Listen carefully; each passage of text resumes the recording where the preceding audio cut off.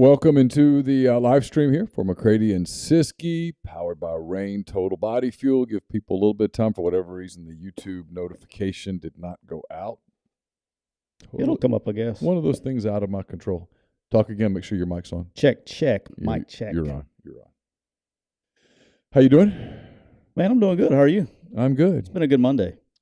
It's been a good weekend. That's good. Great weekend. I'm glad to hear that. I was on fire. Had some good picks. Yeah. Made some money. I was counting them up today, so I went 7-4, which we'll talk about in our deal. But I added 6 bets. All 6 hit. Oh, that's good. So it's a good weekend for your boy. Yeah, we'll talk about your lock of the century. Yeah, that was one of the 3 that didn't hit. Yeah. We didn't say which century. Yeah. We just said I a said century. what decade? It could be next decade. Our undefeated streak of... That's still in lock. That's good. Didn't we both have Clemson, though? No, you had Clemson. We had 2 NFL games. Oh, we got them both, didn't we? We did. Yeah. How So about we're that? like 11-0, I think. How about that? Probably should take this to Vegas. Yeah, probably should. I mean... That would be that'd be a good thing. All right, we'll get rolling here with the show. Yeah, I'm fainting a little bit. All right, here we go. All right, get this audio file rolling, and we'll get started. Thanks for everybody being with us. Happy Monday. We got rain today. Rain heavy. Got the Not the rain light. Got the real stuff. Yeah. All right. Welcome into another edition of McCready&Siskey, powered by Rain Total Body Fuel. That was a quick one. That was. I'm Neal McCready. That is Tyler Siskey. Thank you for being with us. This is Tottenham Hotspur, Drew. I've been a Hotspur fan since Harry Kane scored a goal in the last World Cup. It's a well understood thing. Just Drew always out there looking to bust me. Drew's got a little. No offense, Drew. Don't take this the wrong way, but it's bordering on obsession. Okay. Yep. Kind of getting mean. Does he get mean? Not mean, just a little edgy. Yeah. A little edgy. We're brought to you by Rain Total Body Fuel. Appreciate their support. Our guy Bob, who came down to see us in Oxford. Appreciate him and all the people at Rain. Yeah, he had a rough life. He followed that up with a trip to Palm Springs last week. So that's not so bad. Doesn't suck, Bob. Not so bad. Doesn't suck. Rain has 300 milligrams natural caffeine, BCAAs, electrolytes, zero sugar. It's got what you need to push the limits, achieve your goals. Check them out on Instagram at Rain Body Fuel to learn more. I'm having the cherry limeade today, which has kind of become my Monday go-to. Pretty consistent. You're starting to get a little routine in. Yeah. Routines are okay on Monday. Yeah, I'm going in to the rainbow sherbet today. Yeah. I'm feeling the rainbow today. Since we didn't have any backdoor McCrady's, I'm feeling the rainbow. Once again, thank you to all of the people out there who supplied the vaccine, all of those who administered it, all of the mask makers, everyone out there. I didn't know if you were aware, but this episode is also brought to you by the Biden administration. We're also, yeah. Jeez. Yeah, just add it up. Just add it up. Keep just keep going. going. One of these days I'll get the letter that goes, hey, we've just decided no. Yeah. So you came back on Friday. I came back from the trip. That was a long trip for me. I left here on Thursday morning, got back a little before noon yesterday. I got up early. You had a trip. Brendan's girlfriends are back, by the way. Oh, they back. Oh, let's see. They took that. That's a new one. Yeah, they took that. Hey, look at that. All ages of 62. What they trying to say, Neal? Wait, what now? It said something about age 62.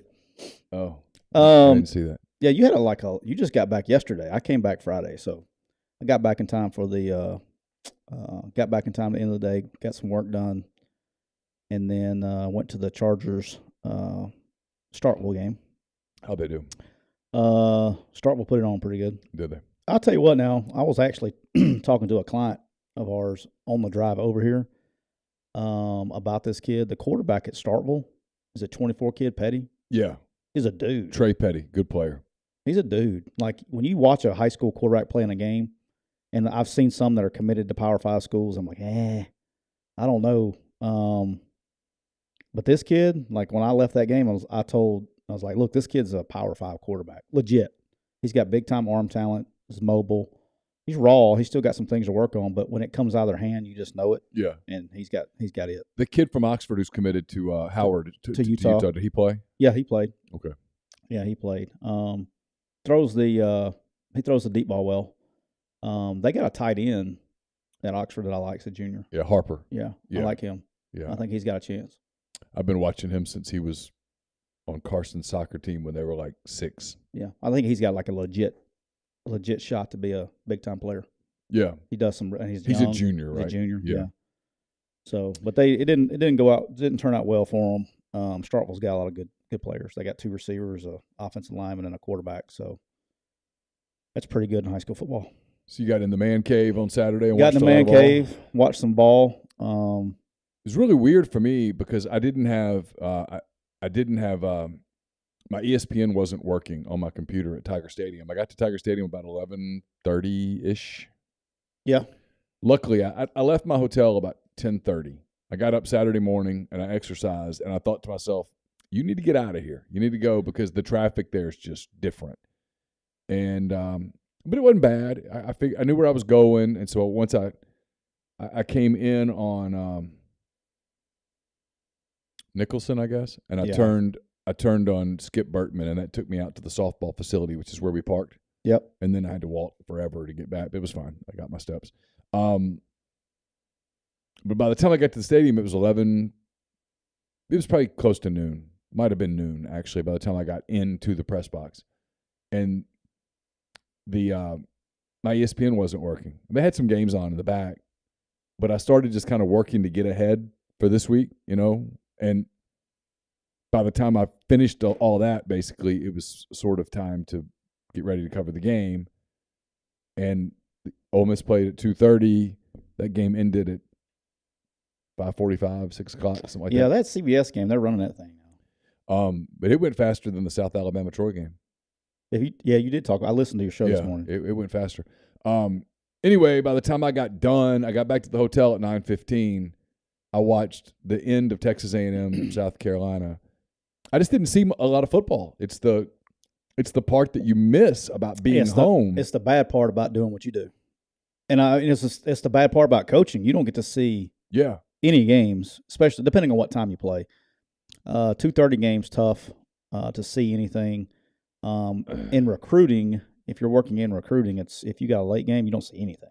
Yeah. But I've gotten pretty good at recording the games and getting through them pretty good, so that helps. But I tell you what, and I got not an advertiser, but since I switched over to YouTube TV, and it can just record every single NCAA game that's on, which most of them are these days. Between that and ESPN Plus, I can watch pretty much any game that's out there and buzz through them pretty quick. Kyle, thanks for the super chat. He says, love the show. Siskey should just read the news and tell us how it is. No spin, Siskey. I don't know. Kyle, appreciate you. I don't know. There would be an audience of one, and it's probably myself. I'd be interested. You would definitely get some views that you are not used to getting. Well, I'm aware of most. Do you watch the news anymore? I read the Wall Street Journal pretty much every day. I do not watch cable news. Yeah. I listened on my way back from Baton Rouge. I actually listened and tried to make sure I got some balance. I listened to part of one of the morning shows, the one on CNN with Jake Tapper, and then I listened to part of a morning show on Fox News radio. For the most part, yesterday, I called people about the Ole Miss LSU game. Yeah. Because I knew I was going to have to sit down and write 10 thoughts. Congratulations on that. Yeah, and I wanted to have it kind of formulated in my mind because I wanted to get done. I had to tape 3 shows yesterday and with 3 players, and I knew one of the players was hurt, and so I didn't know how that would go. Yeah, rehab and all that stuff. So, is he okay? He's okay. He's gonna play. Shoulder, huh? It's a shoulder, and it came out. Yeah, yeah, it's come out. It looked like it came out. Yeah, and so I think he's playing until it comes out again. Yeah, I mean, he's going. It's a physical game. He's a physical player, and he's doing the best. Happens. He's doing the best he can. Toward all, cures all. He'll be fine until it comes out again. It comes out, and then once it comes out, the pain kicks in, and then once the pain what happened to him on Saturday was it happened just before halftime, and when he came back out for the half, he couldn't move his arm, and so and you can't play linebacker if you can't move your arm. Yeah, it makes everything go numb. I don't know. Do you know that? Like things go numb when they put it back. You know when that happens. Yes. So I had a receiver that Josh Jarbo, bless his heart. I remember him. Yeah, he played for me for a few years at Arkansas State, and he would it would come out on him, and it would just he'd want to play and go back in because he had his range of motion. It didn't hurt, but the problem wasn't the pain as much as it was the numbness associated. So couldn't feel the ball. Yeah, I mean it's like putting your arm to sleep. You know, like laying on your arm. Right. I mean, it made it numb like to that point, and it was it sucked because he was a good player, and I would prefer him be on the field. Yeah. But when you can't feel your arm, it's kind of hard to play wide receiver. But yeah, Makes things difficult. It's hard to play linebacker if you can't if you can't use your arm either. Right. So yeah, but I knew that was going to happen. So anyway, the point is that I spent most of my drive talking to people about Ole Miss, LSU. Hey, what happened? What did you see? Because I told you this. Long phone calls. There were some long phone calls because people saw a lot, and then I had to sort through all of that and say how much of this do I really want to use? How far do I want to go here? Because it was weird to have look, at the end of the day, the team that I cover, Ole Miss is 7-1, 3-1 in the league, and for most people that's pretty good, right? 7-1, 3-1. It's good for anybody, right? And Let's so be real. I didn't want to write something super negative, Right. even though a lot of the commentary that I was getting, which was fresh off of what had happened the afternoon before, was pretty negative. And the people that I was talking to, they, with a couple of exceptions, didn't really care. I mean, Yeah. They were just football people. Well, I saw this and I saw this and I saw this, and I would say, well, can you fix that? No. What do you do here? Nothing. It was interesting. Yeah. I tell people this all the time. I think it's one of my strengths as a journalist. I think you'll agree with this. I played football in high school. That's as far as I ever played. I wasn't good enough to play college football. Therefore, I don't know the game as well as you do. You watch the game and you see probably a different game than I see. I've covered enough football and been around enough football to kind of know what I'm watching. Generally, I can speak in generalities and be pretty accurate. But when it comes down to specifics, one of my strengths is that I'm willing to admit the three magic words, I don't know. And then I call people who do, they tell me, and then I do what I'm good at, which is or fairly good at. Read between lines. Which is, well, take those things and put it into words where the people that are subscribing to read, thank God for you, who are subscribing to read what I have, read it in a way that it's concise and they're entertained or informed. In this case, probably most of them are not very entertained, but I'm good at that, right? And so I talked to a lot of those people, and it was pretty interesting. I mean, there was a lot there, and it's probably something I should do more often. But I told you this: I can't. Some of the people that I called Sunday morning, if I picked up the phone and called them again next Sunday morning, they'd be like, "Hey, man, I'm not doing this every week." Yeah. Right. I mean, there's just kind of favors. People that like me that are in coaching who may be off someplace and maybe they got a chance to see it. A couple of people I called were like, I really didn't see it. Yeah.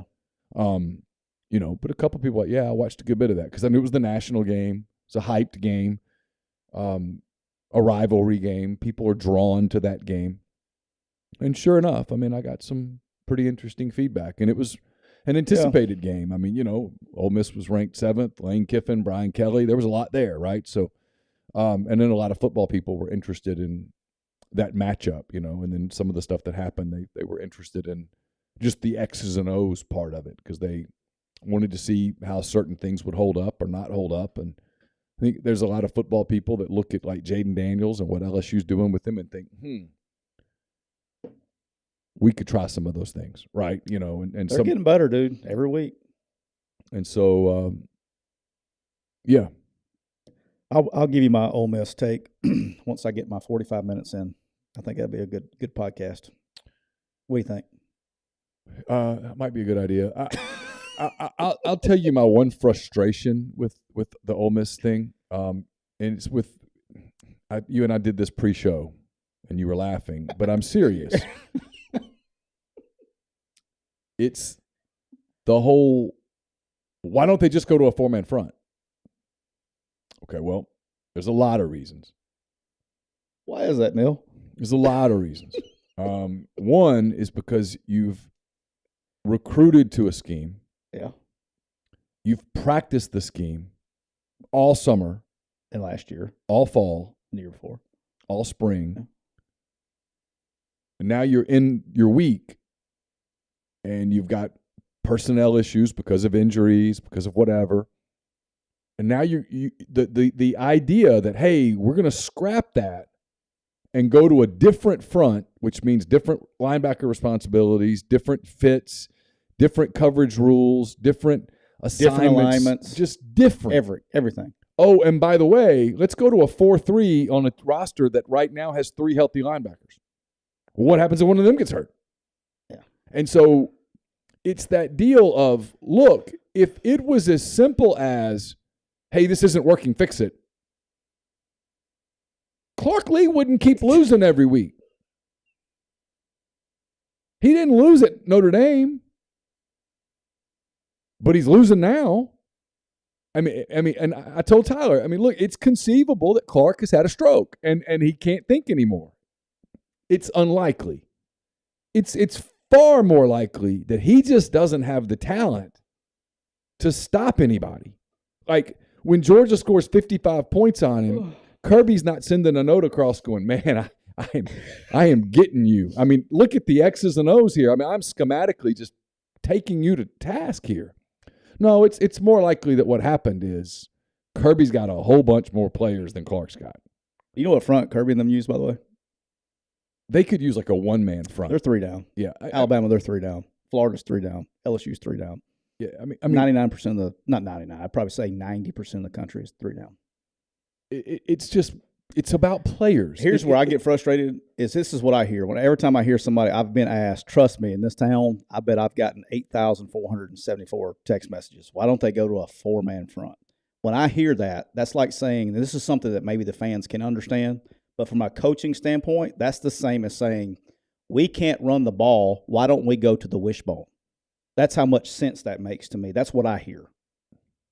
Like it's not about, and I'll say this again, it's not about, they move like, here's what fans don't realize, is when you see a guy walk up on the edge and play off the edge, they are playing even front. Right. They are, because when the ball snap, they're moving to the exact same techniques that you would be in an even front. Truth is, Ole Miss played a lot of they played a lot of 5-man front. Yeah, they're playing some Saturday. fronts. They're playing some fronts that you would post snap after movement that are the exact same as a 4-man front.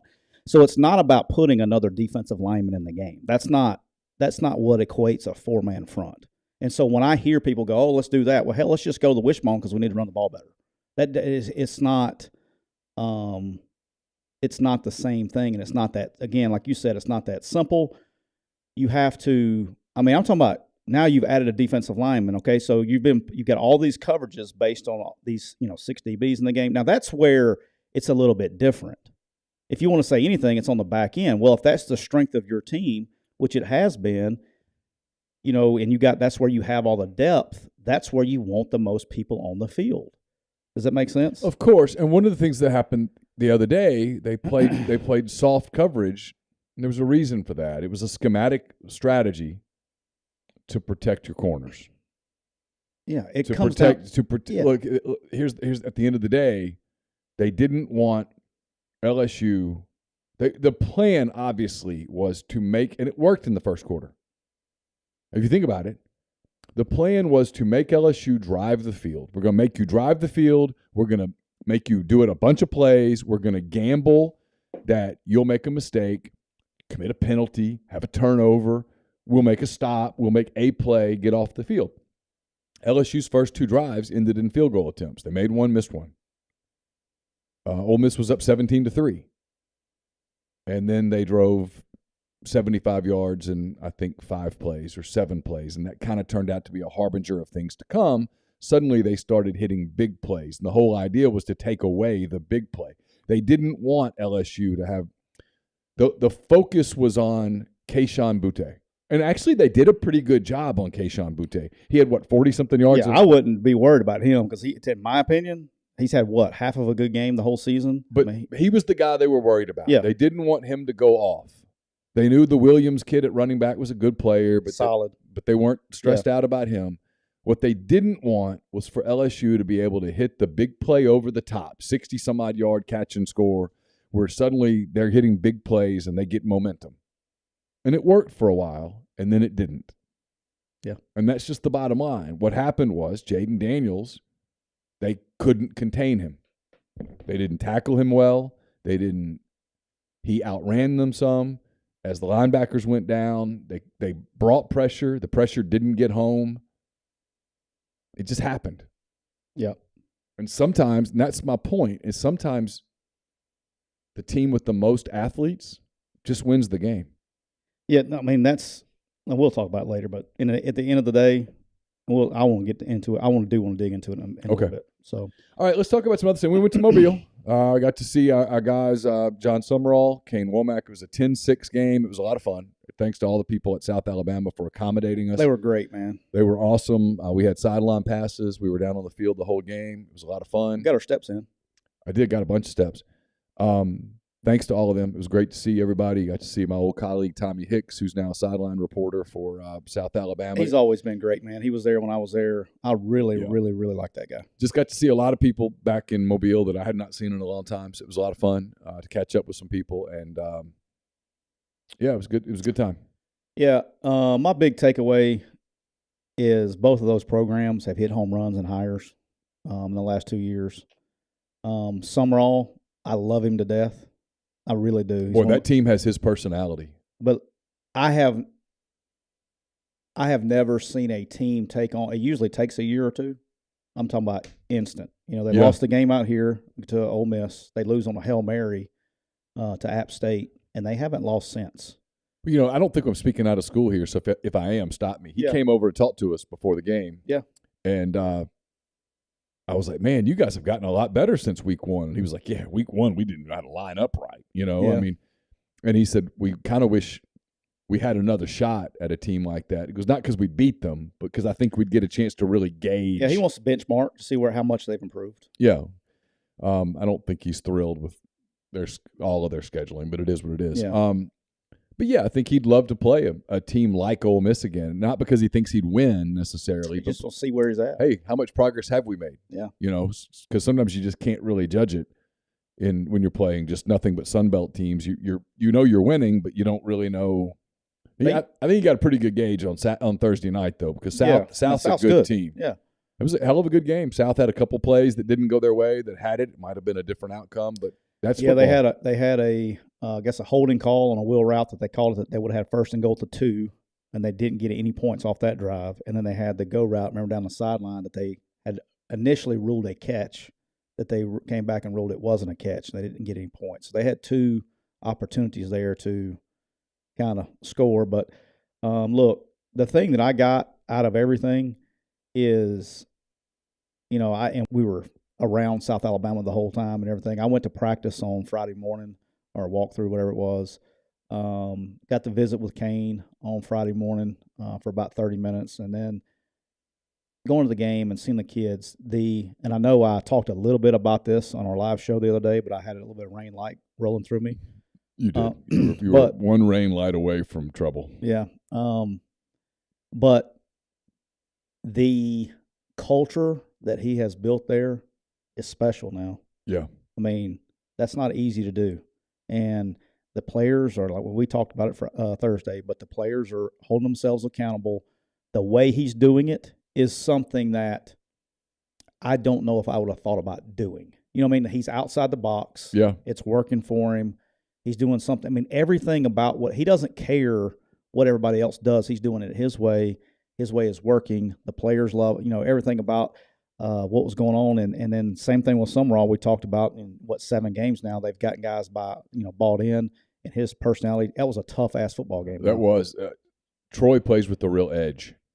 The whole game they play with an edge. But yeah, I'll be really surprised if South Alabama doesn't bounce back this week. I haven't even looked at their schedule. I think it's Arkansas State. Yeah, they got Arkansas State, another quick U versus quick U. So I gotta, I mean, they're killing me. But I mean, that's what happens when you have over half the conference. That's true. It does. But this time of the year gets difficult.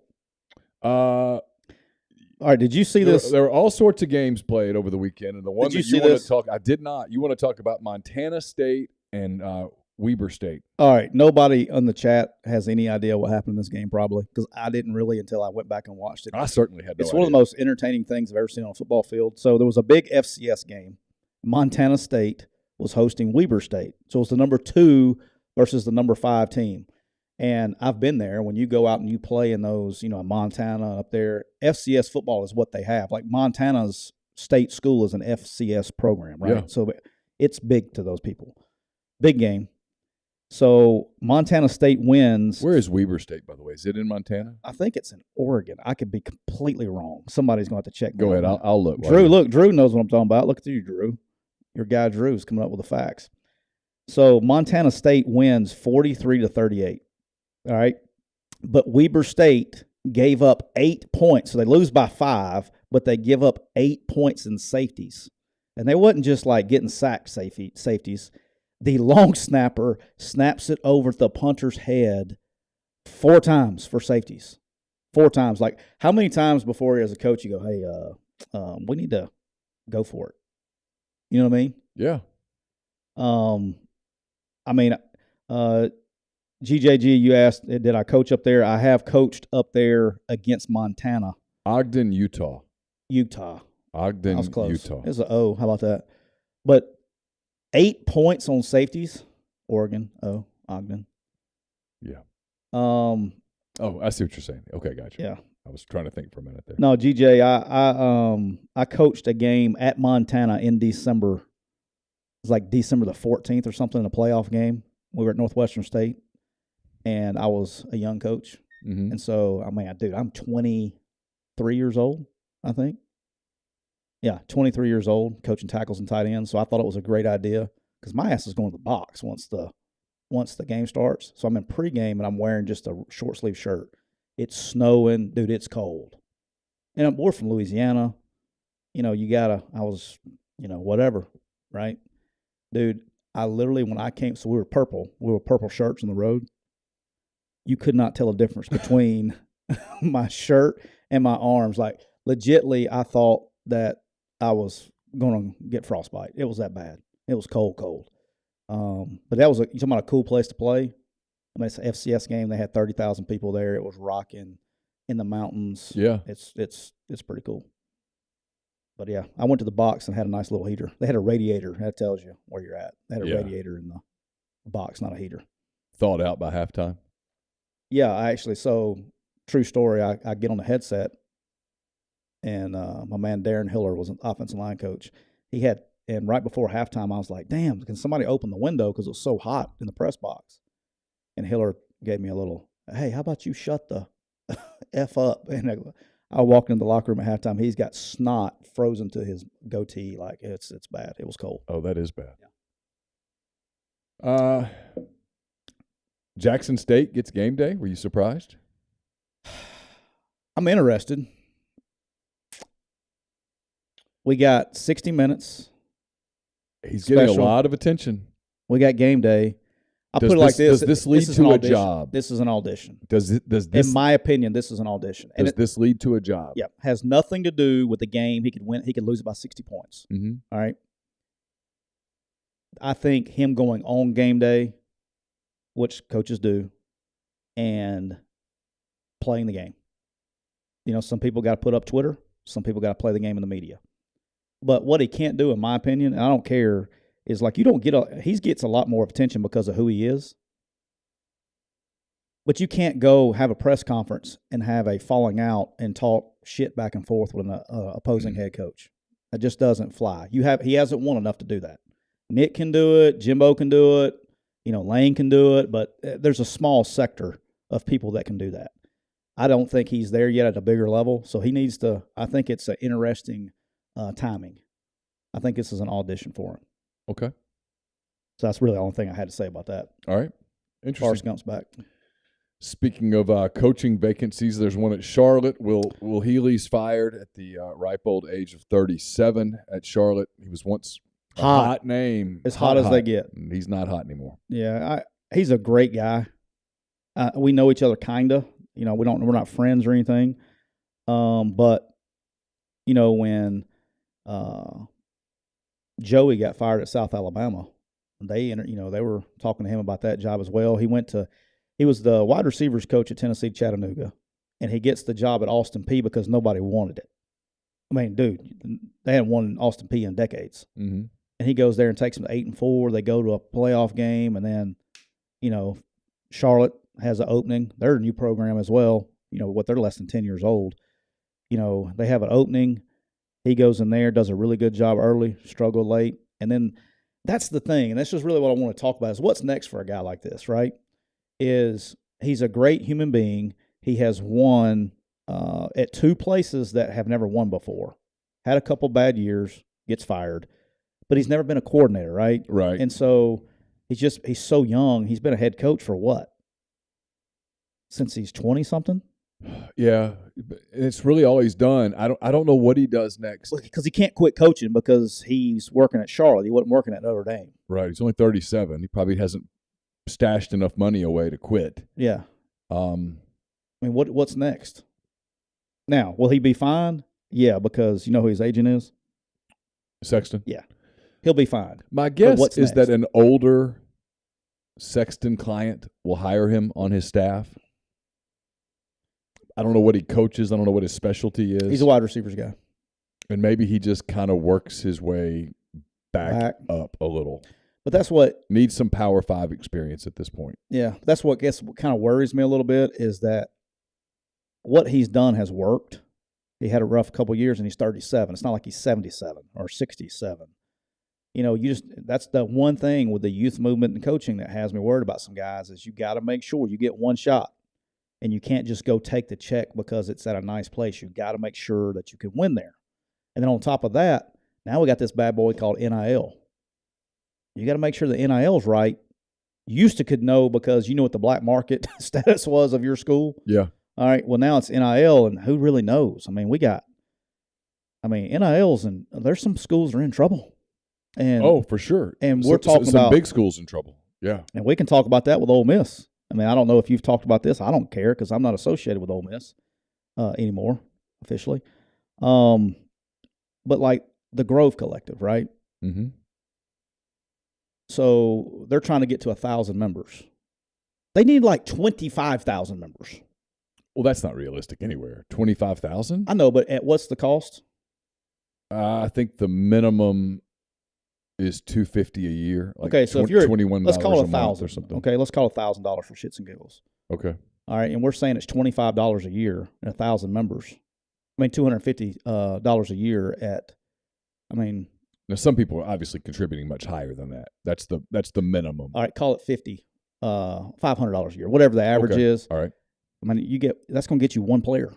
Oh, there's no question about it. No, listen, there's zero doubt that at these programs, the collectives aren't going to be enough. Yeah, right. People are. There's just a lot going on with NIL. You've got at some places people need to really ramp it up. At other places, Texas A&M, you've got people going, "Hey, wait a minute, hold up, I paid for what?" Yeah. That's going to be the interesting conversation in the offseason. Yeah. So it's all still wild, wild west. Speaking of like Ogden, Utah, we're still out in the prairie, right? Nobody really knows what this is going to look like. But yeah, no, if you're a coach and you're taking another job, you got to know. One of the first 2 questions you're asking is, tell me about your NIL, and I need to know details. Your agent. GJG, I'm not going to read this question out publicly, so if you're watching, yes, I did. And then my man Mike McIntyre, that's who beat them when he got fired. Look, Mike Mack is playing like a war with a spoon. Yeah. It's as bad as they're going to be. He's finding a way to win games. I have no idea how. He is coaching his ass off. This may be the best coaching job that Mike McIntyre's ever done. Oh, wow. Better than Colorado? Yeah. I mean, dude, let me tell you something. What he was left with, everybody talks about leaving the cupboard bare and all that. They're bad, man. And he is fine. They're finding a way. I don't know how, but they just stay in games. And that's the thing is like he knows, hey, can this team score? Can they not? And he's playing accordingly. And he will switch. Hey, we're running the ball 70 times a game, or we're having to go for it. I mean, he's playing the game to give his team a chance to win the football game in the fourth quarter. I mean, he is coaching his ass off. So I'm happy for him. A word from our sponsor, BetterHelp. It can be tough to train your brain to stay in problem-solving mode when faced with a challenge in life, but when you learn how to find your own solutions, there's no better feeling. A therapist can help make you become a better problem solver, making it easier to accomplish your goals, no matter how big or small. I've used therapy as a way to handle stress, clear negative thoughts, just kind of mentally relax a little. It's a life changer for me. It increased my happiness. You can get the same results. If you're thinking of giving therapy a try, BetterHelp's a great option. It's convenient, it's accessible, affordable, it's entirely online. Get matched with a therapist after filling out a brief survey. Switch therapist anytime. When you want to become a better problem solver, therapy can help get you there. Visit BetterHelp.com/MPW today to get 10% off your first month. That's BetterHelp.com/MPW. What the hell is going on in Tampa? Father time, part of it. Had some off-season issues. You got a quarterback who's 45 years old. He's too old. He's not wanting to be there, I think. His body language is awful. They've got all sorts of problems. It's a first-year coach. There's just a lot going on. They're not very good. Watch them play. They're not very good. I mean, I know that people before the season said they're good, they're good, they're good, and so we approach every week with they're good. They're not very good. In the same way that we approach the season with the Giants aren't good. The Giants aren't good. Well, they keep winning, so maybe they're good. And so I think sometimes I just think it's a media thing. I think it's a social media thing. We have a hard time coming off of an established narrative and readjusting our thought process. I mean, dude, if you can't beat the freaking Carolina Panthers, who lost Christian McCaffrey on Thursday and have no quarterback, I mean, Sam Darnold, basically a healthy scratch. Didn't play him, play P.J. Walker. Now, it's great for my fantasy league because my receiver, Robbie Anderson, decided to show up and play this week for the first time. But I was like, dude, I mean, what? I mean, it was anemic. Anemic. I mean, he's going through a very public situation with his wife. And people make jokes, and that's fine. I guess they're both very much in the public eye. People are going to talk about them. But there are kids involved, too. There's stuff. And he's a young guy. I mean, Tom Brady's 45 years old. As a human being, he's still a young guy going through probably a little bit of a, you know this. You've been around football players, right? I have. When the game leaves them, sometimes some of them struggle. And a guy like Tom Brady, who's been at the very top of the game. I mean, he was the GOAT. He's been at the very top for a long time, and suddenly you leave it, and then what? People say, go be a regular person. Yeah, but I've been a superstar for 2.5 years. And he was on top last year. You know what I mean? Like, It wasn't like this was a slow fade. This was an immediate fade. And then how much of it is him?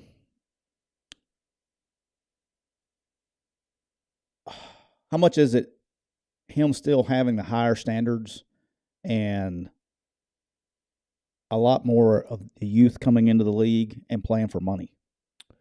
Yeah, it could be a lot of things, right? I mean, I know what I mean? Like the different mentality of players. Well, he's always played with, look at the guys, some of the guys he's played with. And now he's playing with a bunch of young guys that are, playing for contracts and stuff. Yeah. And so, I don't know. I mean, there's probably a lot there. And it's bad, dude. And then you just got all the public stuff. I mean, he's distracted because he's a human being. I mean, there's no way that I heard an interview with someone saying nobody is better at compartmentalizing than Tom Brady. It's fine. Everybody's got their weakness. But that doesn't mean that in the back of your mind, hey, No, it affect you. I mean, try like she hires a divorce attorney. You don't think that frazzled him? Come on. Yeah, I mean, especially I mean, I don't know. I mean, part of you feels bad for the guy because I don't ever like to see because he's the greatest that ever played. Sure.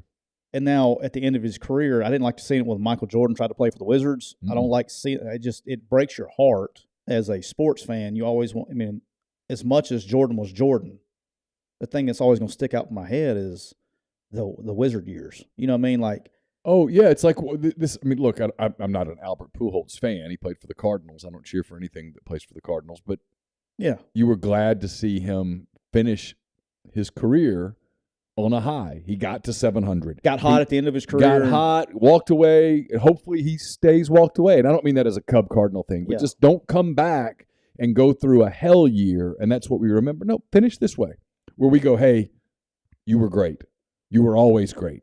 You leave great, right? I mean, John Elway, the way he finished his career is the way that you want to see great players finish. And I think with Tom Brady, the truth is it ended with a loss in the playoffs last year, but you kind of wish – I wish he just walked away. Yeah, and it's hard as a competitor. I get it because he doesn't need the money. It's not about he isn't playing because he needs money. And you know why he came back. But it's just – and I would – if I was advising him last year, it would have been hard for me to tell a guy who's got the itch that still wants to work, still wants to do the things. To go to TV. I know, but it would be hard for me to advise him, hey, you're on top of your game right now.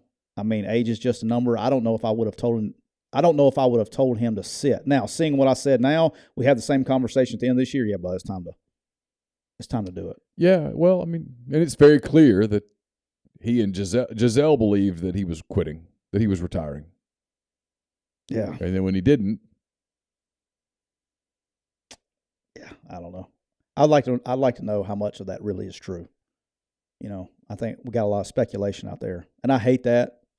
I'm in this world now. We do this podcast and dealing with fans. I'll call her and ask. I see what she's doing. But how much of it is really what's the real facts? What because he's not real facts about you and Tom? Did you think he was retiring? ? Smiley face. Is it teddy bear in your phone? I can't say. Oh, she just responded. He told me he was retiring. I'm really angry. Hey, how about speaking of the NFL, how about after our show on Thursday, Christian McCaffrey getting traded to the 49ers? How about that?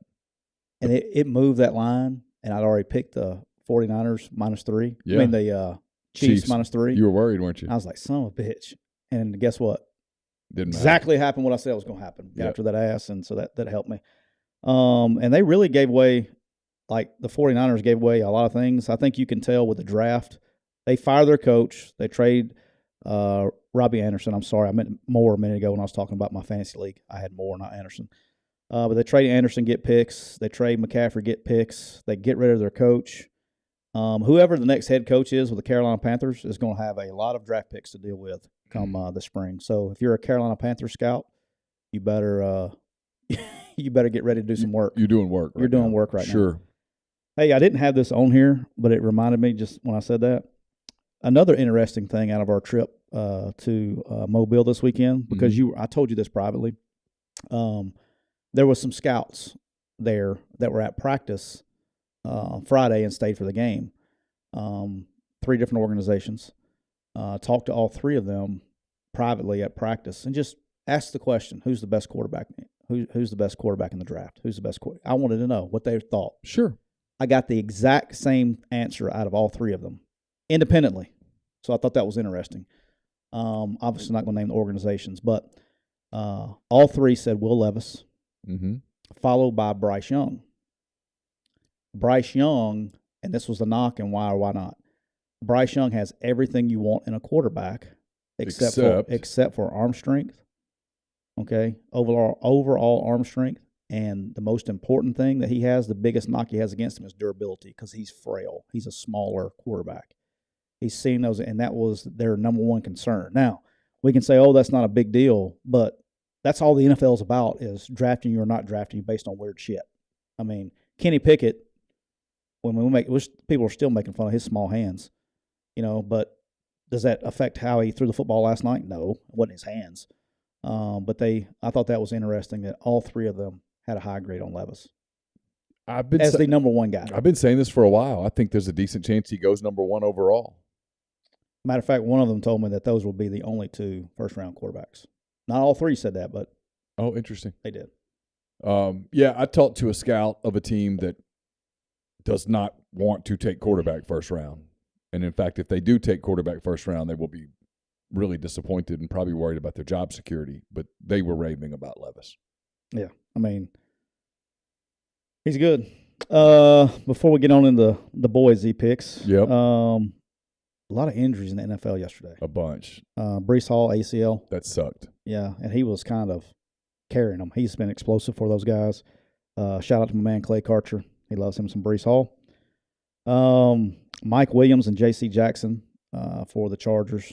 And J.C. Jackson with a dislocated knee, so he's going to be out for a while. I have not seen a report on his MRI. This is just not the Chargers' year. Dude, they're beat up to hell. Yeah, this is just their season from hell, and it's hard to wave the white flag in the NFL. They should consider it. Yeah. They still got a pretty good running back and a pretty good quarterback. And but they have that. So, I don't know. DK Metcalf, I think got some good news there. So, DK, okay. It was a patella tendon issue. Really weird, man. I fully expected him to come back in the game. I actually saw when they carted him off, somebody asked him, hey, how are you? He was like, oh, I'm fine. I'll be back. He literally said, I'll be right back. I saw him say the words. And then he didn't come back. And I was like, oh. But then they did tests today, MRIs and all that stuff, and it's just a patella tendon. He's telling them he's going to practice Wednesday. Pete Carroll, not so fast. Look, I will say this. DK Metcalf, without question, like he's not human.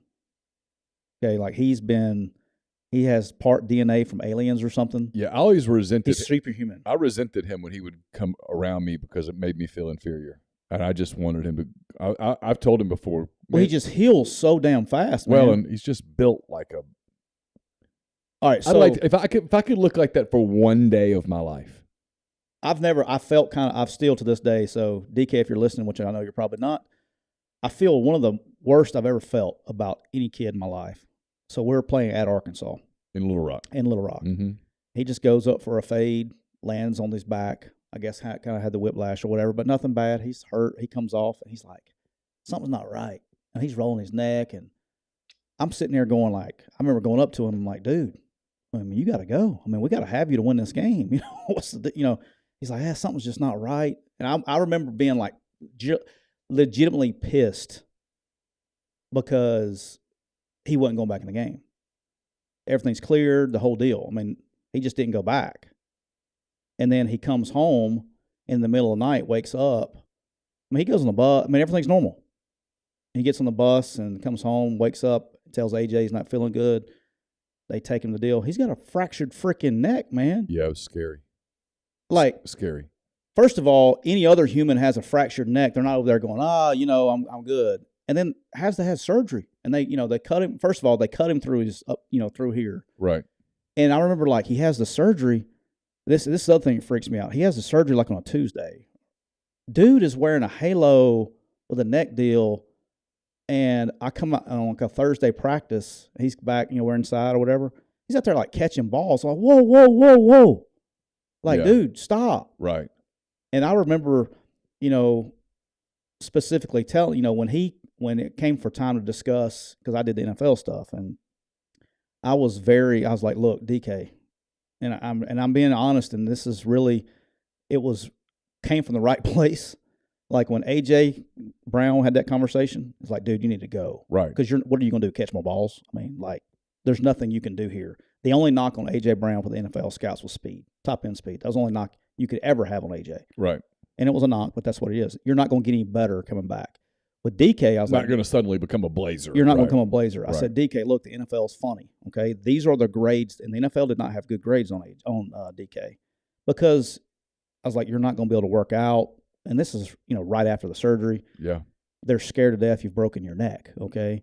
And in the NFL, I said, you're probably going to be a third-round pick. He actually was the last pick of the second round. said you're probably going to be a third-round pick, and none of that money's guaranteed. So if your neck is messed up, you're getting nothing. You're getting nothing but your signing bonus. I said, if you come back and show that you're healthy, you're going to be a top 10 pick next year, which is $20 million. It's a lot of money. And he's like, bump it. I bet on myself. And I did not advise him to do that. That would have been against my – and, dude, he is a superhuman.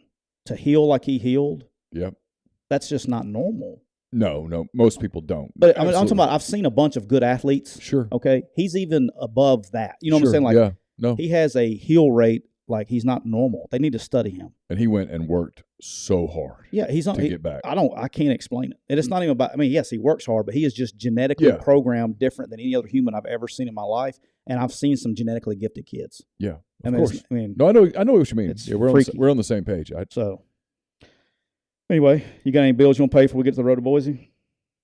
Yes, I do. We're brought to you by Walk-Ons.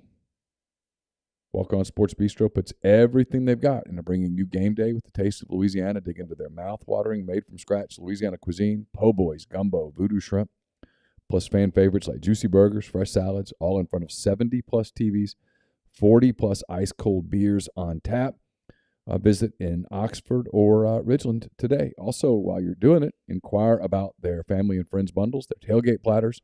You can order online at walkons.com or on their convenient Walk-Ons app. The road to Boise. So we both had good weeks, solid weeks. Well, I would say we both had great weeks. Okay, we went 7-4. I mean, I hold myself to a really high standard. So we both went. I mean, literally, we mirrored each other the whole weekend. We both went 3-3 in college. Yep. And we both went 4-1 in the NFL yesterday, which is good for you because you'd been having some NFL struggles and you picked it up. Yeah, it's my first 4-win weekend in the NFL. I was so close to getting the whole nailing it in the NFL. Yeah, just couldn't get Miami to go one more. See, GJ, you're a glass half empty guy. Okay, all he wants, he's been hammering me with my Falcons pick. He doesn't want to say anything about if you take the Falcons game out, which they were undefeated against the spread. You don't want to say anything about the 4 other games I went 4-0 in. Look, if we're going to pick bones here, I got a couple too. All right, pick them. I told you to the game. I told you last week I liked South Carolina over Texas A&M, and we're going to get there. I'm ready to go. You're like, no. A&M's going to kill them. A&M's going to kill them. You talked me out of it on Neal's picks. I give a game away. I'm now in a tie for first place instead of in my rightful position at the very top of that competition. I've done you good in Neal's picks, though. I did not call. I'm just letting you know. I didn't call College Station and say, hey, guys, look, quick you Klein. I didn't go, hey, guys, look, here's what I want you to do, okay?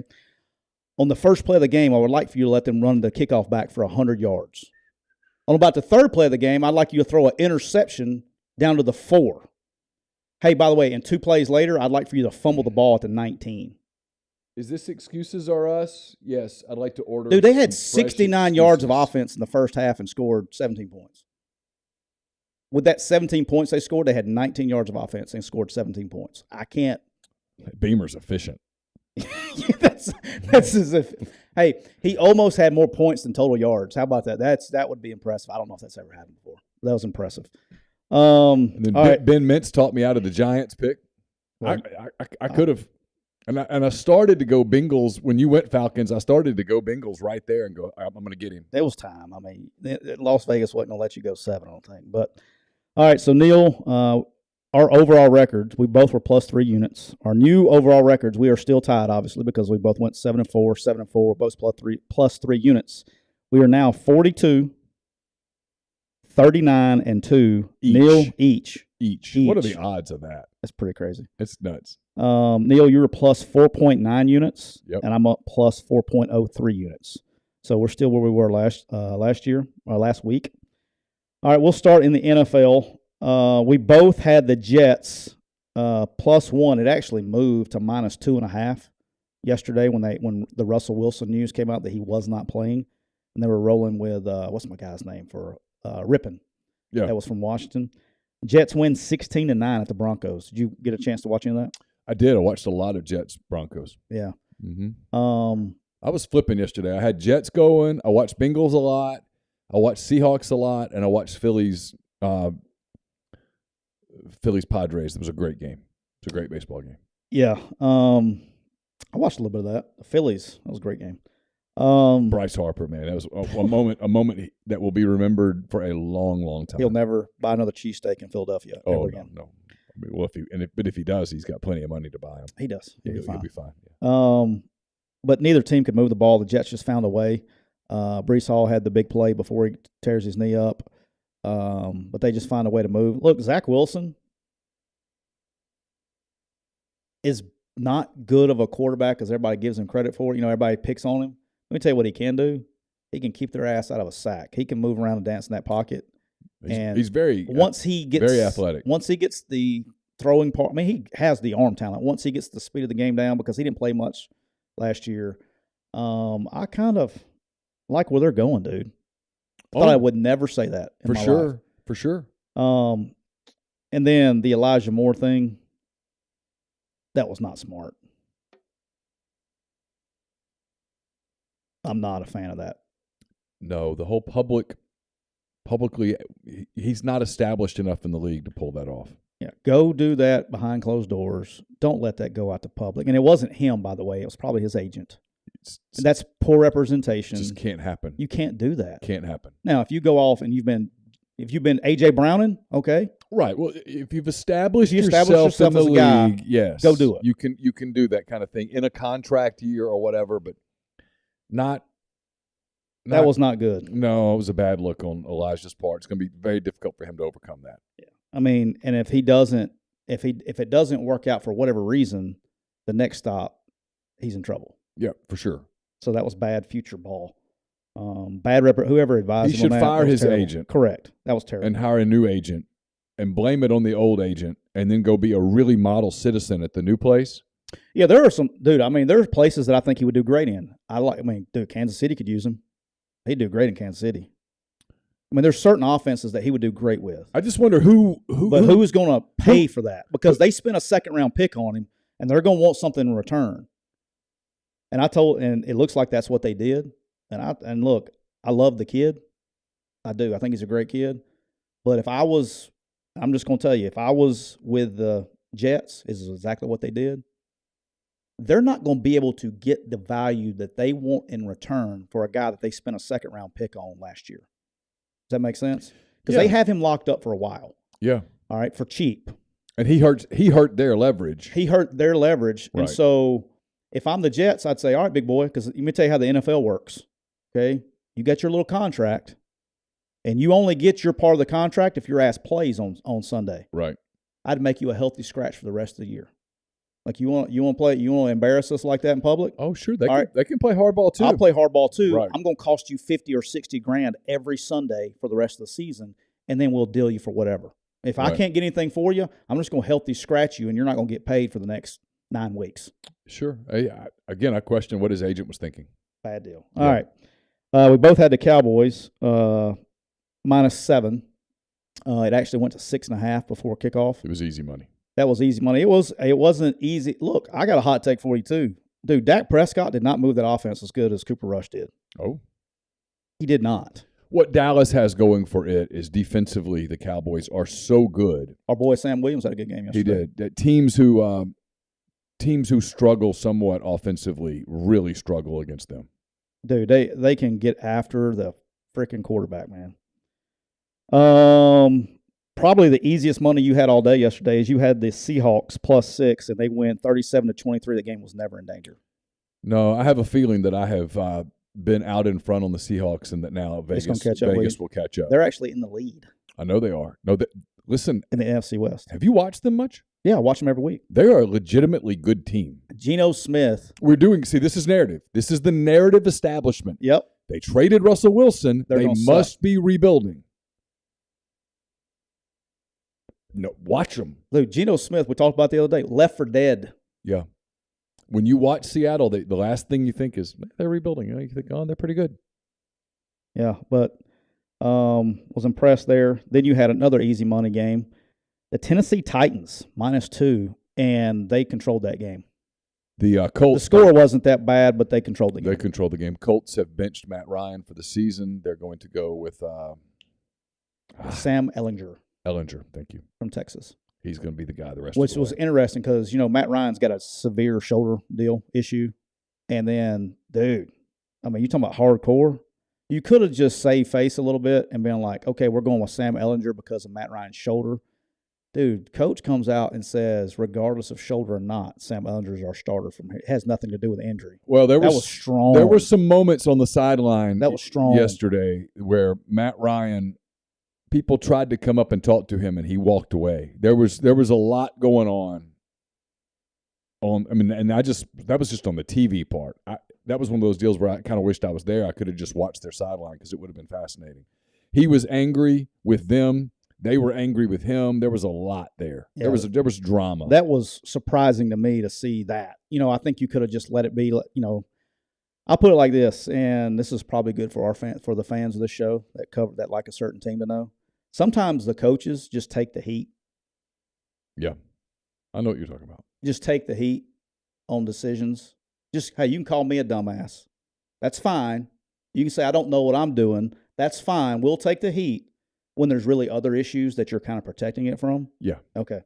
Thought that'd be an appropriate comment, but that was surprising that he basically dropped the hammer on that. And then your only loss, which I do have to admit to you here, I actually like the Steelers in this game. I went double unit on the Steelers last night. Did you? I did. Congratulations. I got them at 7.5 before the game started last night. But you had the Dolphins -7, and they won by 6. Won by 6. Yeah, that's 7.5. I took my Steelers plus 7.5, so I actually hit that personally last night. So you were 4-1 in the NFL. I lost the Falcons Bengals game. Dude, Bengals are playing, man. I was like an emotional hedge right there. I didn't really care. I really only took the Falcons because they were undefeated against the spread, and I was going to ride them until they lost. Well, I told you this when we were doing pre-show. If Tyler Boyd is going to get his like that, they're unstoppable. They're going to be hard to beat because you've already protected better too. They are. They've gotten much better up front. He's getting more time. They've got a good running game. You've got Chase, who's just an absolute superstar, and then you got Higgins, who on a lot of teams would be the number one receiver. And so if Boyd's going to be a big part of this, and then you got the young tight end who's proving to be a pretty good player, Hurst. Yep. Hurst. They're hey, look, they're legit. Well, yeah, they are. Now, I don't know why, man. They're different to me. Maybe they'll get hot like they did last year. Well, how much of this is Burrow not playing preseason? Is he catching up? I don't know. Well, I think that's some of it. I want to see them put it together for a couple weeks, but they look good last week. I guess what I'm saying is, and we saw this last year, is in January when he's on the other sideline. Yeah, you don't want no part of that. I mean, we're going to do it again. If everybody stays quasi-healthy, we're going to get Patrick Mahomes in Kansas City, Josh Allen in Buffalo, Joe Burrow in Cincinnati, Lamar Jackson in Baltimore. I mean, we're going to get this AFC playoffs where people are going to be like, give me all the popcorn. This is fantastic. And if you don't care and you're just watching, it's going to be great. Yeah. If you care, it's even better. I mean, you're going to get the AFC divisional playoffs could be just freaking awesome like they were last year. Yeah, but the Dirty Birds, as GJ says, America's team, they did not help us out yesterday. They got their ass kicked and never even had a shot. I took the Giants +3. I took the bait. Everybody, and I'm telling you, when you said Mincy talked you off of that, like Mincy gambles, and he knows real people. That was like the rat line of all rat lines. Anybody that knows anything about gambling just didn't play that game. And if they played it, they played the Jags. Yeah. Because there was no reason the Jags should have been favored in that game. And then when I was like, what am I missing here? I started looking things up, like is Daniel Jones out? Is Saquon Barkley out? That's why the Giants Daniel Jones is playing well, and Saquon Barkley is looking like Saquon Barkley, who they drafted. Yes. Dude, that guy's playing. No, I started cussing him yesterday. He'd be in the MVP conversation today. Dude, I was like, why are you – because he at the end of the game, they were in a 4-minute drill, and I was needing this game. I was like, what? I said, why are you coming out of the game? And my mom, they're in town. Mm-hmm. You know what she said? Don't be soft. That's my mom. That's what I'm talking about. My mom says, don't be soft. How about that? How about that? Go get him, Mom. By the way, something funny. Friday. They came in town Friday because we got Jackson had a deal Friday night, and then my 6-year-old's playing football tonight. They want to see him play, so they're staying for the weekend to watch him play. Sure.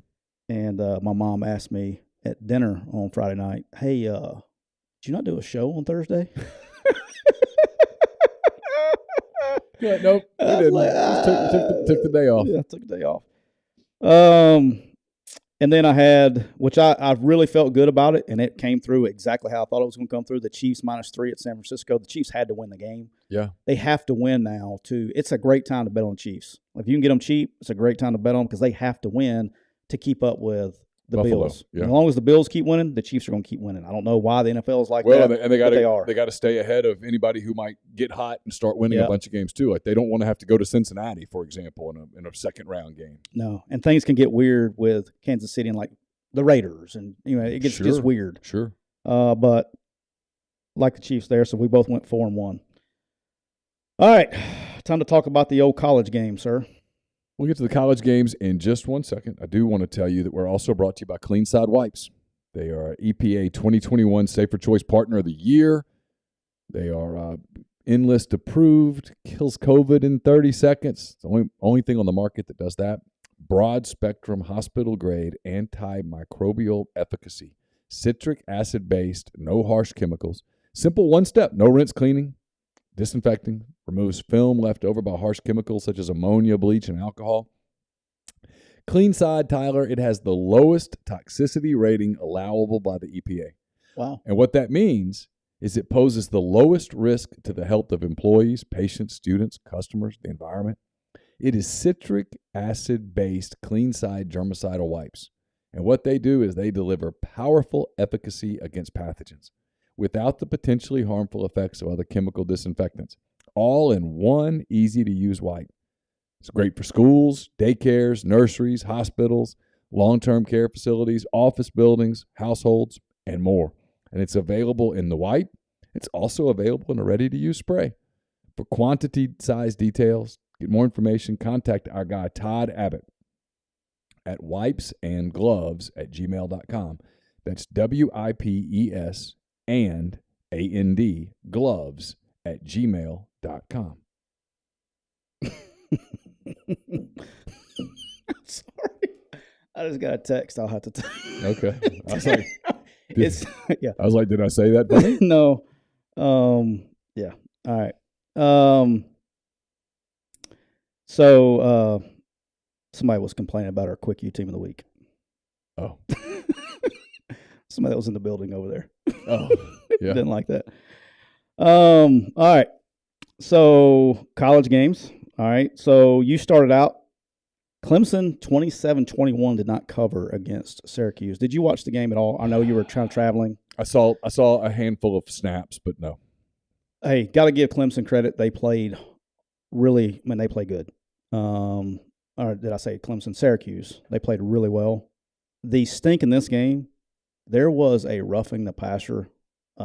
Roughing the passer is going to be the hot topic in both leagues. Okay, there was another shitty ass roughing the passer in the Giants-Jags game yesterday. But quarterback, they bench DJ and they put in the freshman. He starts driving them.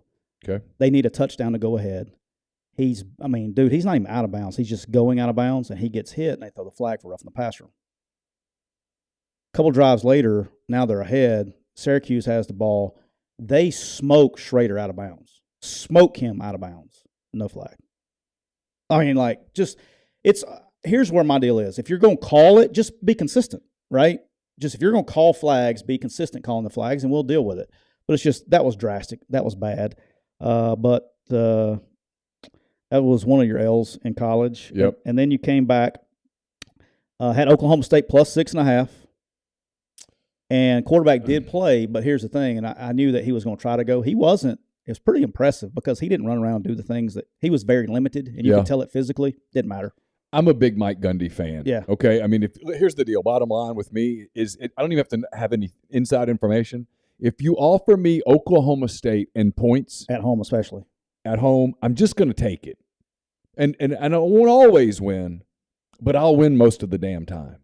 His teams have a toughness about them. They have a charisma about them. They have an attitude about them. I just kind of like his teams. They're not perfect. He's not winning the national championship, but his teams are always good. And if you're going to give me, hey, Neal, I'm going to give you Oklahoma State at home, and I'm going to give you some points, I'm going to go, okay. You're just going to do it. That's simple. Okay. Yeah. He was limited, and it really got him early, but they came back, found a way to come back and win the game. He just couldn't move around. You could tell he was hurt, but, dude, you got to I like tough dudes, man. I give him all the credit in the world for coming back and playing. Yeah, I've only seen them play in person a couple of times in my career, and they've lost both times, but there is something about the culture of their program that I like. Yeah, he's been there for a minute. Yeah, and he's good. You had Western Kentucky -1.5, and they win against the Blazers at home. I'd like to formally take this opportunity to thank the Hilltoppers. You guys are carrying me a little bit, and I want you to know that I notice and I appreciate it, and I have become a fan. If I don't bet you this week, it's just because I don't want to press my luck. I like what we've developed here, and I want to take it slow. So if I back off for a week, it's not because I'm leaving you or I'm not interested. I'll be back. I'm just gonna give it a minute. I'm gonna give it a minute to marinate. All right. And I might bet on them again this week. I don't know who they're playing this week. I don't even know. By Thursday, I might be all in on the Hilltoppers again. I don't know. I want them to know in Bowling Green that I appreciate you, and I have feelings. I feel things, and I love Does you. it move? No, it's not like that. Not like that. It's platonic. Okay. But I have a strong appreciation for what the fine young men at Western Kentucky are doing on behalf of me. That's all I want to say. I love those guys. They're special. Sometimes I give you good advice. Mm-hmm. I know it's hard to read between my lines sometimes. Yep. But on Thursday, you picked the Iowa-Ohio State under. Yeah. And I did make the comment. I was like, Neal, Ohio State could cover the under by themselves in this game. Yeah. I gave you that advice, and you know what you said? Screw you. I'm taking the under. Oh, I don't remember saying it like that. But it's funny. And they did. Iowa State got a scoop and score Iowa got a scoop and score in the first quarter, and everyone blew my phone up. And somebody besides me did it? Yeah. Oh, at 10 texts in 30 seconds. And the only thing I could think was, well, there goes the over-under. Because if you told me Iowa's going to score, I'm like, I know it's over now. Does it bother you that they scored basically more points on defense than they did on offense again? Well, it didn't surprise me. Not surprised. I mean, what I was gambling was that defensively they would contain Ohio State a little bit and that they wouldn't score at all. I was gambling 38-0. Like, if I had a hot take today, if I had an AP vote, Ohio State's #1 team in the country. Well, look, they're going to make the playoff. You know how much I love the SEC, but and we're going to get a chance. I mean, we're going to get a chance to see it. But you might be right. This might be the year that Ohio State goes, hey, we've watched the SEC all these years. We figured it out. We got – because they look like an SEC team. Dude, they're good, man. They're they're good. Oh, they're good. They're loaded everywhere. They are fast. And if you say, I don't know what the line's going to be. I know it was at 14. It's up to 16. Dude, I may just lay them this week. The hell with it. Against Penn State. Oh, we'll talk about it in a minute. I mean, I'll go ahead and tell you that's on my short list of games. I mean, whew. And then you had Tulane and Memphis over at 56.5. Got it. Hit that. Score was 35-0 at halftime. Mm-hmm. Memphis comes back and scores 28. Tulane only scored 3 in the second half. But I crushed it. That was good. That was good. Some problems up south. Memphis having over. some trouble a little bit. Yeah, that job might open up. It's having some trouble. 4-4, I think. And then your money line, you took the UCLA Bruins. Yeah, I didn't. I'll kill two birds with one stone here because I also took Oregon -6. I think is what we had it. Yeah, you did. What'd you think about that one? Well, this game was on while the LSU game. I didn't was on, right? see it. I saw the score as it was going, and I was pretty locked into the game I was covering because I was writing at the same time. I'll tell you what I thought. A couple things. One, everybody who talks about Dan Lanning knows what they're talking about. Two, Bo Nix is good. Dude. Bo Nix is a really good Bo has showed up a bunch in a row now. A lot. And then 3, you start to wonder, hey, if Oregon runs the table, and let's say Georgia runs the table, okay? Okay. And Oregon's only loss is day one, new coach, neutral site, same state as the number one ranked team in the country. Is that enough? Here's the thing: is because it's 12 and 1 Oregon. On what TCU does. It's going to depend on what Clemson does. It's going to depend on Michigan does, because a one-loss Ohio State team is getting in. Yeah. If Michigan beats Ohio State, though, both of those teams are getting in. Agreed. What's going on in the SEC between Georgia, between Alabama, between Tennessee? Right. What's going on in the Big 12 and all that? There's a lot of stuff, right? Sure. And then the other thing that I hate, let's say Georgia runs the table. You know how the college football playoff committee is, man. They don't want to go they would rather put in a TCU. They don't want a rematch. They don't want a rematch. Mm-hmm. Right. And you couldn't or in the rematch in the first round. Right. And I don't know. But dude, they look good. It's why I can't wait for the 12 team. The 12 team is going to be so much what fun because in Oregon, a 12-1 Pac-12 champ Oregon would be like, ooh, that's pretty interesting. What are we doing? I had Purdue +2 against Wisconsin. They made this score look closer than it was. This was a complete ass-kicking the whole time. This game was never even close to covering, even though they came back and only lost by 11. They should have lost by 47. I watched it. They were down 14-0 before the game started and never really even had a chance. That was one that I never had a chance of winning at all. Penn State over Minnesota. I think the glass slipper has broken in the boat. Yep, they've lost the oars. Penn State, dominating win at home, but they got their hands full this week against Ohio State. Any chance at all Penn State wins the game? Any chance at all? It is, and I said College Station last week. It is in State College. Right. I don't think so. Okay. Now, I could be wrong, but I've been wrong before, but I think that's a tall order, man. Agreed. All right. In my game of the decade, I didn't say what decade, but in my game of the decade, I took the Texas A&M Aggies -3 against South Carolina. And here's the truth. Dude, the game let's don't count the stupid shit. The game was, I was like, damn, I didn't miss on what I thought was going to happen. But I did not think that they were going to open. I mean, dude, they were 7. I went back and watched it again just to make sure my numbers are right. They run their kickoff back 100 yards, 7-0. Like the fourth play of the game, they're driving the ball down the field. Texas A&M is in response. And he throws an interception, gets knocked out of bounds at the 4. So they didn't even let them score then. They held them to 0 yards and they kicked field goals. So now it's 10-0. Like 2 plays into the next drive, it's loud, and he's going up to check the play. And the center snaps it and hits him right in the kneecap with the ball. It goes over the offensive lineman's head, and a 3 technique just catches it and takes off running. He gets down to the 19, and they score. Like, they literally had 19 yards of offense and 17 points. Unreal. 5 minutes into the game. Yeah, unreal. The problem is Texas A&M can't catch up. They don't. And the thing that was interesting with me offensive-wise for Texas A&M is they tried to be a little bit more spready in this game. But then when they actually had success, they just lined up and played big boys, which they should have done the whole game. Right. It's like they were almost like forced to try to create some shit. And if they don't do that this week against Ole Miss, I'm going to question Jimbo's. I would be shocked if they didn't line up and just run right at Ole Miss. I will question Jimbo's football acumen. I really will. But you know what I'm saying? Like when they were running counters, they were doing it out of the gun and all that stuff. And then when they got down, they lined up in old school 21 personnel and ran ISO weak and ran it for 20 yards. And A-Chain bumped his head on the goalpost. That's how they move the football. But when they go in the gun, they're trying to do all this. Dude, just freaking run it, man.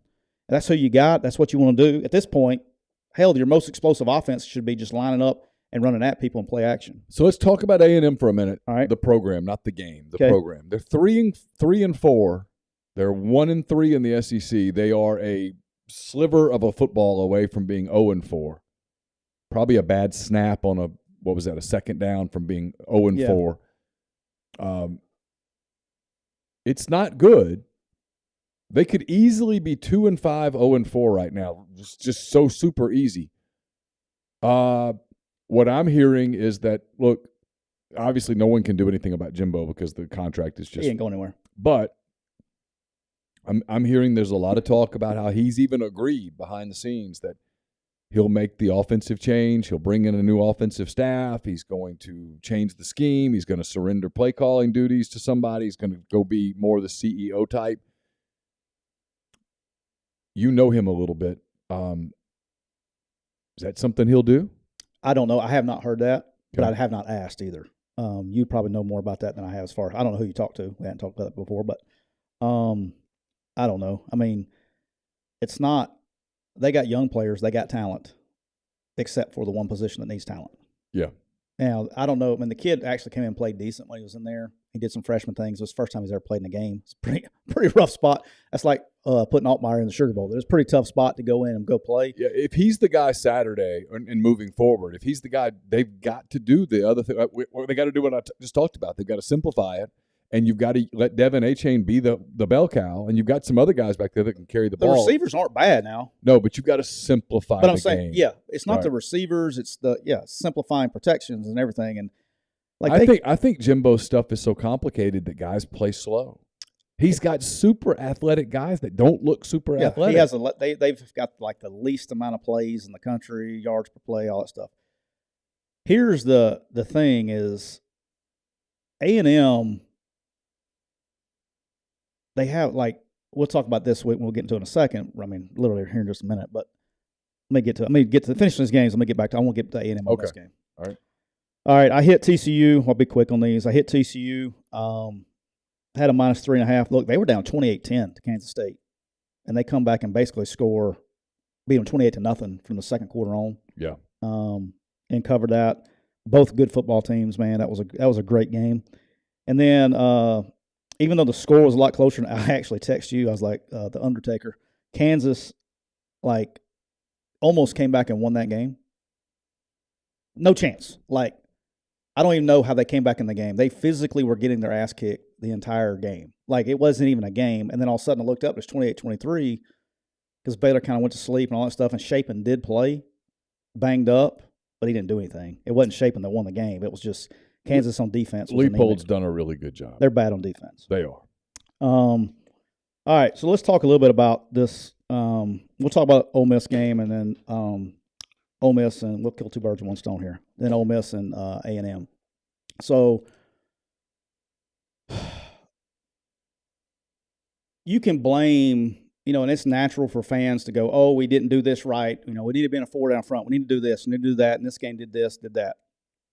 At the end of the day, you went down there and got your ass kicked pretty much in every single facet of the game. That's the truth. Okay, so it's tell the truth Monday. There was no facet of the game that you went down there and go, man, we beat your ass in that. We just lost the play. You lost the game. Okay? At the same time, dude, LSU's not a bad football team. No. They wasn't getting enough credit because you saw what they lost to Florida State. Well, how'd they lose to Florida State? If they can kick a freaking extra point, they probably don't lose that game. Agreed. All right? Tennessee beat their ass. And Tennessee's good. Tennessee's good. Yeah. Really good.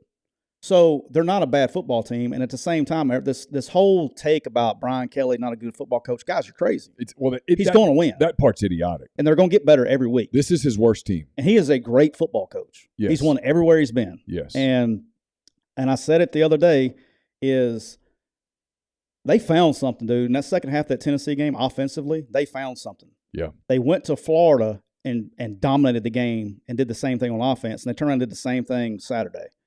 So you can look at it different ways. When you have 500 yards of offense, and it's basically 250 passing, 250 running. I know it was 252, 248, but whatever. And that's what gives Ole Miss problems. And you have 35 first downs. You're clicking. Dude, they're clicking. And here's the thing that's different about the last, 2.5 games. And I told you, I remember a couple weeks ago I said that Auburn and LSU are very similar. The best play is Jaden Daniels drops back to pass and takes off running. I said that a couple weeks ago. Yeah. In the last 2 games, he's dropping back and letting the thing rip. He's starting to be a quarterback and not just taking off running. Yeah. And what he did in that Florida game was freaking impressive, and he carried it over on Saturday. And look, Brian Kelly has had a couple of good quarterbacks. All right, he knows what he's doing. Yeah, no, he's got his way, and I'll tell you what I like about it. He's holding those kids accountable now. He's ripping their ass. I mean, he's not there's no coddling going on there. I told you that my favorite part of the game what's the outside backers now 40. He's maybe the best player in the freaking league. He's He's good. Yeah, he's good. He got Defensive Player of the Week. How league. good he is that he's the one who got the personal foul for bumping into the ref and letting Ole Miss get after they had off the field. Normally doesn't go well. He came over and got his ass ripped, and he never missed a play. Put him right back in the game. That's when you know you're a good football player. But look, what's his name? Gilbert, is that his name? Dude, I need to learn it because we're going to be talking about him forever. He'll be the first-round pick. Perkins, thank you, Drew. Perkins, thank you. I was on the tip of my tongue. But, look, the problem on Ole Miss's defense, to me, and I text you this in the game, is the linebackers were catching everything. When you got a gap responsibility and you diagnose run, your ass needs to go downhill and knock that damn thing in the teeth. All right? They were just sitting back and waiting, and so the running back's running 5 yards and running into the guy, and he's catching him, and he's falling forward for 7. You can't do that. Right. And so, and I know there's a lot of people that are on the hate Partridge train, and the scheme sucks. We need to go to 4 down. I'm going to say it again, and I'll keep saying it until people understand. Sooner or later, okay, you have to stop blaming coaches and tell the players to drop their fucking nuts and go hit somebody.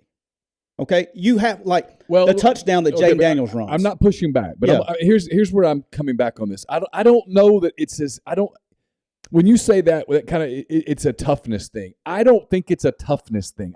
Maybe it is that, but it's not just that. Look, they don't have star players in their front 7. Oh, yeah, that's what I'm saying. They have guys. They have some good players, but they don't have the impactful. Hey, the other team looking at the film, like with Sam last year, where you had to know where he was. You just had to know because that dude could beat you by himself. But he was also trying to kill you in the process. He was, right. So it's a lot of things. My point is that there's guys up front that are good players. And collectively, when they all play well together, they're good. But there's nobody up front that's a superstar. There's nobody up front that's a future first-round pick. There's nobody at linebacker that's a future first-round pick. They've got one guy at linebacker, Brown, who he's a good player, and he's a tough player, and he's a smart player, and he's going to get an opportunity in the league. He's going to have to overcome some size issues and stuff, but he's going to get a chance. I don't know that there's anybody else in that group. And so it's talent too. Yeah, no, I agree. And that's what I was saying is there's 2 things. Okay. And so when you get in the secondary, you've got a young freshman, and you've got Prince over on the other side, who I thought did some good things the other day. And then in the back end, you've got a guy in Finley who's been around for a long time, and AJ's a good player, and AJ's going to get a chance to play in the league. But when AJ Finley and Troy Brown go out, and Cedric Johnson's limited with his ankle, and it was, you just don't have much. And so, yeah, it's you can talk about scheme, and you can talk about toughness, and you can talk about those things, but you and I both know this. I've covered the league forever. You recruited in the league. If you don't have the better players, it's just not going to work out most of the time. Right. But here, I've always said this about defense, okay?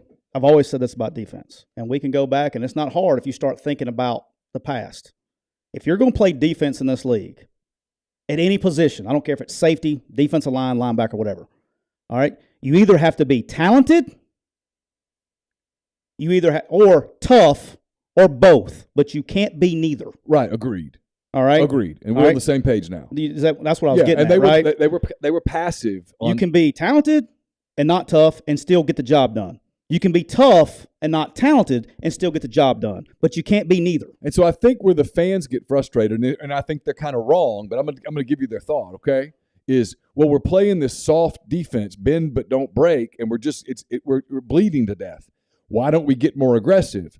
Chris Partridge's answer would probably be, just hear me out. Yeah, I know what you're Well, we're not getting aggressive because if we get aggressive, they're going to go over the top of us with number 7, and we're worried about him. And when they go for 75 yards on one play, we're broken. Yeah. And my response would be somewhere in the middle, which is, what's the difference? Yeah. You know what I mean? Well, you don't have the offense. You don't have the other number 2 playing quarterback either. And where you can score every freaking drive. Yeah, you're going with the quarterback essentially making his first SEC road game. Which, by the way, I thought he was great. Like, look, and I don't know I saw a couple. I didn't see everything. But I did see a thread or something on your deal that said that he didn't play well. Look, in my opinion, Jackson Dart probably played if it wasn't for, I thought he played as good as he's played all year. He was getting the shit knocked out of him. Yeah, he played. I thought Dart was terrific. Dude, he hung in there and took some shots. Now he made some bad decisions late. But that's what happens when you get hit 47 freaking times in a game. Sure. I mean, but when you're throwing a fade, the pick, dude, you don't even supposed to get remotely close to the quarterback. And slide protection, and the freaking guy runs through B gap unmolested. Well, you know what happened there, right? Somebody went the wrong way. It looked like. Well, a tackle was asking a guard what was going on and just completely missed him. That's what I'm saying. It was somewhere between the B gap. But yeah, I don't know if it was the guard went the wrong way, or the tackle went the wrong way. There was just a lot going on in that game. But and there's a thing in the thread about the Notre Dame job and the LSU job. Listen, this is not going to be popular with the Ole Miss portion of our listenership. The LSU job's a top 5 job. Yeah. The Notre Dame job is not. 100% agree with that. Notre Dame is a prestigious job. Very hard to recruit players. And it's cool and all of that, but you can't get the roster at Notre Dame that you can accumulate at LSU. And here, I'm not picking on Ed, but nobody ever would go, hey, name me the top 10 coaches in the modern era of college football. No one's naming Ed Orgeron. Yeah, and he had probably the best team in the history of college football. It was the best team in the history of college football. It was certainly the most talented team in the history of college football that's ever been assembled. He assembled it at LSU. He could not have assembled that roster at Notre Dame. No. So LSU's a big-time job. Yeah. I mean, there are some people that would say, hey, in a world where Nick Saban's not the coach at Alabama, and I'm not saying this is right, but I'm saying there are people who would argue this. In a world where Nick Saban is not the coach at Alabama, LSU's the best job in the league. If he would have stayed at LSU and not gone to the NFL, LSU would be what we think about Alabama right now. Agreed. He was going to have a superpower. Yeah. And so you can do it there. Les Miles won a national championship there, played for a national championship there. It's a great job. Coach, I think you want to be honest with you? I think it's a better job than Alabama. Well, that's what I'm saying. And so in a world where Nick Saban's not the coach at Alabama, it might be the best job in the country. Yeah, people think Alabama's a great job because of what Nick has built since he's been there. Yeah. All right. LSU, it doesn't matter who you are. You can go in there and win. Those are the good jobs. Yeah. USC, LSU, so on and so forth. It's a great gig. And so it's just it's a very difficult place to go play. And when I wonder if Ole Miss had it to do over again, if they would have said, hey, you know what, especially up 17-3, let's get aggressive here and see if we can't pile on, maybe make him make a mistake, whatever. But they were gambling, and again, it worked in the first quarter. LSU put up yards, but they had to settle for 2 kicks. Yeah. Made one, missed one. And then there was the really weird play. And once this happened, I was like, Ole Miss is in trouble. The first touchdown with the ball, I think it was the first one, where he throws a duck kind of into the end zone. Yeah, that was bad ball judgment by the DB too. Yeah, and so that should have been a pick. Should have been. And when it wasn't, and it was a touchdown, that's a pretty big swing. And from that point forward, LSU just kind of dominated I actually came the game. out of my chair on that one because I had no idea. Like the guy looked like he came out of nowhere. That ball was end over end. It looked like a damn punt. Yeah. But now let's flash forward to this week. If you're a glass half full guy, all right, which we got a bunch of those people here. But Ben, just so you know, he doesn't have to be a great coach to win at LSU. That's what we're trying to say. Average coaches have won national championships at LSU. I'm pretty sure I could do it. The best coach ever quickly won a national championship at LSU and left for the NFL. Had he stayed there, he would probably have 8, 9 Well, they won titles 2 with now. his players after he left. Right. He probably would have 8, 9, 10 titles at LSU right now. I believe that. I do too. But if you're a glass half full guy, Ole Miss fan, glass half full guy, you go, hey, we're 7-1. Just one game. Sure. We've got everything we need in front of us. Sure. Here we go. Let's go. Texas A&M's not very good. Let's go in there and beat those guys. Take a shot at Alabama. See what happens. Sure. If you're glass half empty guy, you go, oh, shit. We can't stop a nosebleed. Offense is struggling. We're not healthy. Offensive line can't block. Da-da-da-da-da-da. We may win in one game. Oh, we're looking, whatever. And I always say this. It's never as bad as it seems. Sure. The truth's in the middle. It's never as good as it seems. The truth lies in the middle. Mm-hmm. And the truth is this, and this Tell the Truth Monday. I understand that it's a 6:30. Is it SEC Network this weekend? Yeah. Okay, so it's an SEC network game. The average fan's going to look at it and go, it's 7-1 Ole Miss versus 3-4, whatever they are, Texas A&M. I'll watch whatever game. But for both programs, biggest game of the year. Both programs. For Ole Miss, it certainly is at this point, because if a loss turns into 7-3, and now you're scrambling because Ole Miss is not beating Alabama. A&M, you don't need to get to 5 losses with what you got left, because you may not make a bowl game. Does it matter at A&M at this point, though? I mean, does it really matter? You need the extra time with the young guys. I know that. I get it. I understand but that it does work. Okay. I think you definitely you need to get to a bowl game. I can tell you that. You don't need to not get to a bowl game and deal with all that off-season shit. I mean, what do they have left? They have Ole Miss. They still have Florida. They still have LSU. Florida, LSU. No cupcakes. No, I mean that's what I'm saying is you can't afford Auburn. Yeah, you can't afford to lose another game. And especially at home, you're already you need to get this taste out of your mouth. And there's two, and I'll put it like this, and everybody's like, and this is something I told you this morning, is like, oh, I mean, if they lose, what are they, 3-5 right now? They're 3-4. 3-4. So we're missing a game on their schedule. Yeah, I'll pull it up. Somebody will tell me. They've got Ole Miss, Florida, LSU. I know those 3. I don't know why this does. So we're missing 2. Yeah, hold on. For whatever reason, they've already played state. They have Kentucky. All right on that? I don't think so. Oh, because Florida's the other East game. I'm getting it up here. Here we go. They have Ole Miss, Florida, Auburn, UMass, LSU. So 3-4. If they lose to Ole Miss, getting bowl eligible is going to be difficult, because 3-5, get Florida at home, go to Auburn. So they got to play LSU. I don't like their chances against LSU at all. But if they beat Ole Miss, they have to win this week. If they beat Ole Miss, they get to 4. Then you could split Florida and Auburn even. They'll beat Auburn. Okay, so 5, and then UMass would be 6, and they have to win this week. And you're okay. Yeah. Sure. They have to win this week. So I think it's important for both teams. And, I mean, they haven't won in a while. Okay, so they need to get that taste out of their mouth. It's a big game on both sides. And, look, I don't even know. I know Ole Miss is favored in this game.